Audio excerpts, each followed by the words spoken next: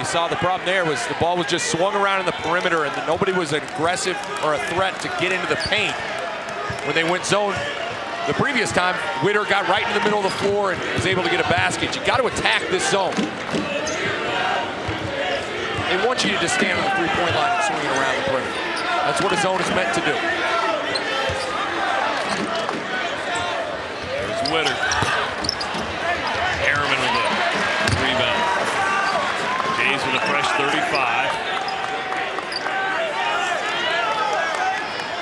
See if they're now trying to overload a side here, trying to get Kenny Lawson a touch. There it is. Kenny draws the foul. They're going to call it on Singh. No, they're going to call it. Now they do. They didn't know who they wanted to call it. Finally, it goes back to Sam Singh. That's a nice call from Blue Jay head coach Dana Altman there. You could see that the Blue Jay guards were a little bit stagnant and staying on the perimeter. You call a little blast play to get Kenny Lawson a touch. That's a good bit of coaching there from the dean of the Missouri Valley Conference, Dana Altman. And now 16th season for Coach Altman, and this one might have been more difficult. Yeah. Just a lot of stuff, and it did not go the way everybody thought it was going to go. Blue Jays still have a chance to keep some streaks alive. 10 conference wins on the line today.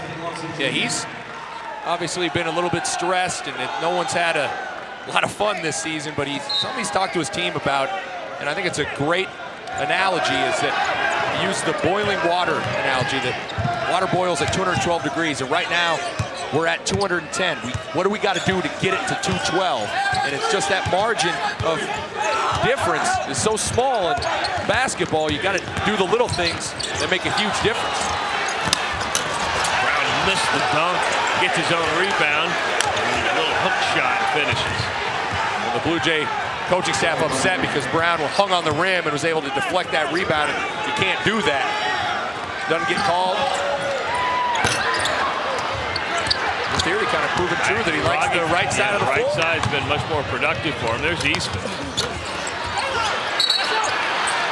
Blue Jay basketball out of bounds off the Braves. 3:57 to go in the first half. Blue Jays holding on to a 4-point lead. Back to the Qwest Center after these messages.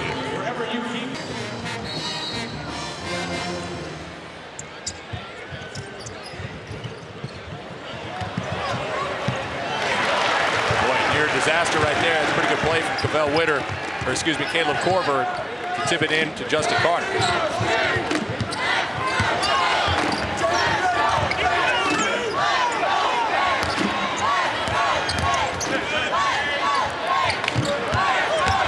Korver kicks it back to Rogers. That right side. I'm telling you, he loves the right. It's the Travis Justice theory, and it is unbelievably holding true here with Ethan Raggi. 4 threes. Great kick out from Caleb Korver, making a play for his teammate. And all 4 from the exact same spot. He's 0 for 2 from the left side. If you get a shot chart, you'd see everything from that one spot. Tough matchup for Lawson, guard the much quicker Taylor Brown, but on the other end, the Jays need to post up Kenny Lawson because he can really take Brown to school on the interior.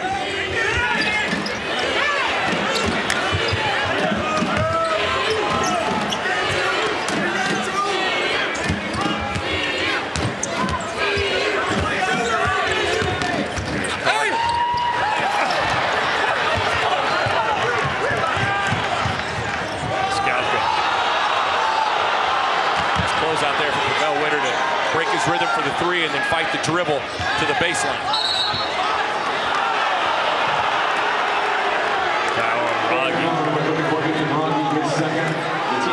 Raggi's doing a really good job offensively of making shots and keeping the defense honest, but on the other end of the floor, he has struggled to guard the quicker, smaller Braves driving to the basket.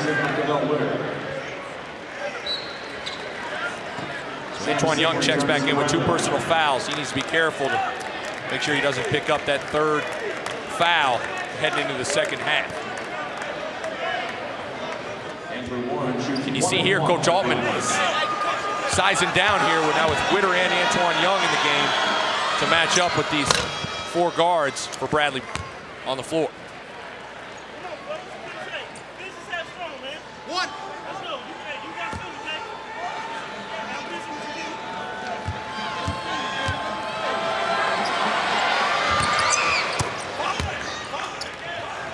3-point Blue Jay lead. Just under 2.5 minutes to go before halftime.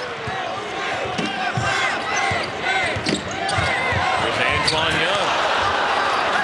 No foul on that, and the Braves now can pull within 1 or tie it.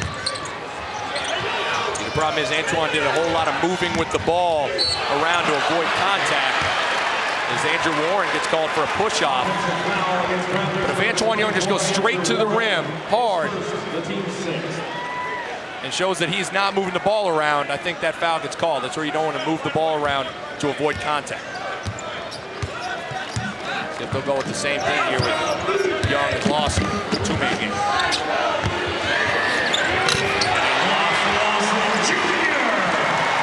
Is that his 3rd three-pointer of the year now? 3rd three-pointer of the year for the big fella. He loves shooting them too. He was working on him long before Coach Altman even gave him the green light. I think everybody works on their three-pointer. Everybody wants to be a three-point shooter. I went to my son's 4th grade practice the other day, and they're all shooting three-pointers. They're fun. They're fun to shoot. Even if, 4th graders, if they're 1 for 30, it's that one that means the most. It keeps you motivated. All you need to see is one go down. Kenny Lawson is now 3 of 5 from downtown on the season. In all honesty, that's something that now the defense is going to have to honor and respect it, because he's shown here at the end of the year that he can knock them down. Warren hits the first one. Really good free throw shooter. Just in Valley play, he's shooting 92% from the free throw line. And that leads the Missouri Valley Conference.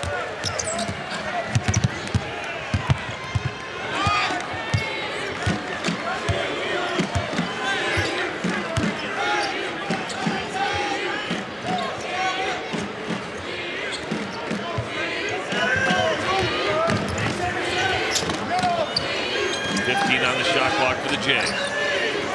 Jays have struggled against his zone a little bit. Now 5 on the shot clock as Antoine Young's jumper is off the mark. Look at Caleb Korver with the rebound. Fresh 35 for the Blue Jays. Nice job, both Justin Carter and Caleb Korver just pursuing the basketball, stealing possession. Under a minute to go. Korver for 3.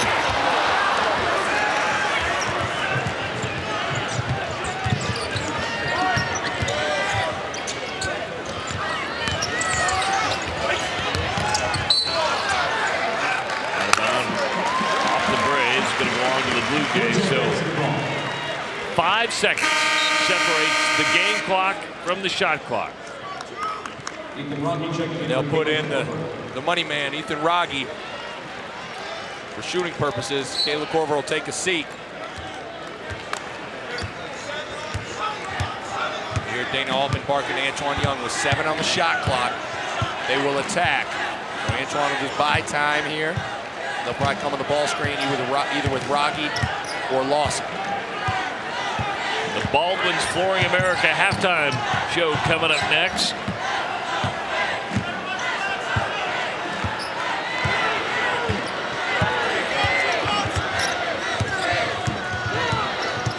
With 3 on the shot clock. And it's going to be off the fingertips of Kenny Lawson, not the possession.